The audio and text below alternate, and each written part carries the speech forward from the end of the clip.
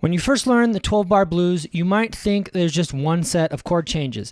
But as you start diving into jazz, you start listening to Oscar Peterson, Thelonious Monk, Wynton Kelly, you'll soon realize that there's other chords that they throw into the mix. So, in this video, I'm going to show you 3 variations on a standard 12-bar blues that goes through some of these changes. I'm also going to show you at the end this cool vamp that Oscar Peterson plays before this famous recording of C-Jam Blues that goes through a very blues-like progression. It's only 4 bars, but it's fun to practice over. It's fun to improvise on. So let's get into it. Okay, so the first form of the blues is the most basic early form that you'll hear in kind of a boogie, right? C for 4 measures, F for 2 measures,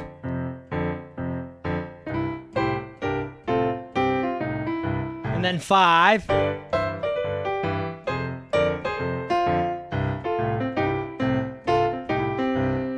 That kind of thing, okay? So, especially seeing 5 to 4.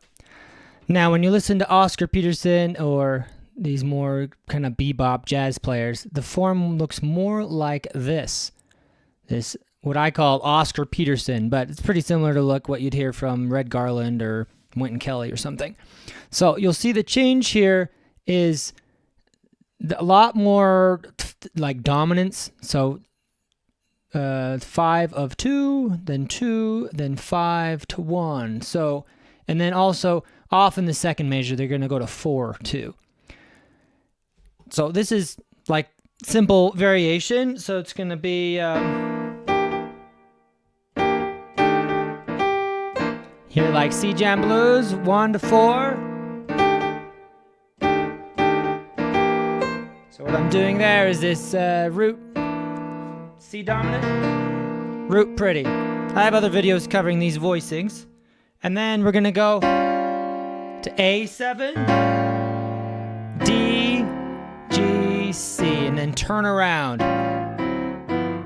Kind of a compressed version of that, right?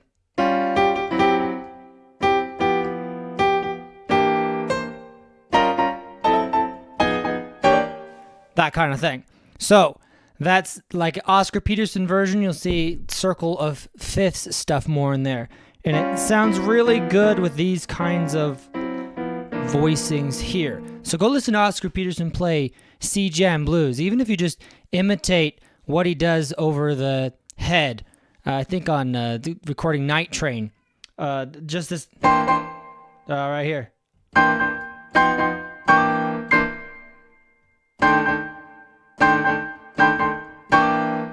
That kind of thing, these big open chords. But you'll hear that kind of thing. So go listen to that. Okay, the next form. I'm going to skip that blues vamp. We'll come to that at the end. This gospel blues. So really the defining feature here is this F sharp. Often you'll hear like Wynton Kelly in No Blues. Also Blue Monk, some recommended listenings here. You'll hear them go to this F sharp diminished. Oscar Peterson too sometimes, often. So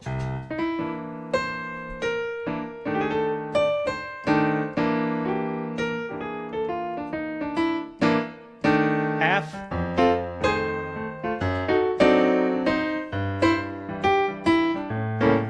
So F diminished, and then it says C7, but it's really to make it smooth. It's G. So you end up with this bass line,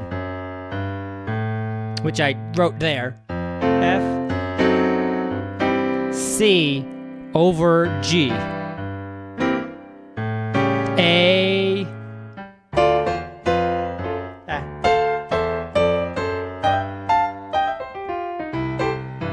So that kind of thing. That's just the only difference there. Very, very similar. So it's really just all you're adding is that F sharp. Okay, and lastly, let's go through this vamp. So go listen to that. There's a famous recording of Oscar Peterson soloing over this chord progression before they launch into C-Jam Blues proper. So C.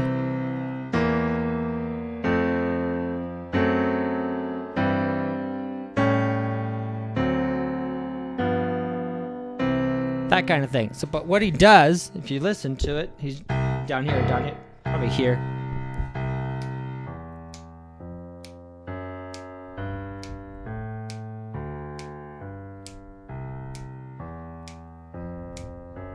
Just goes over and over.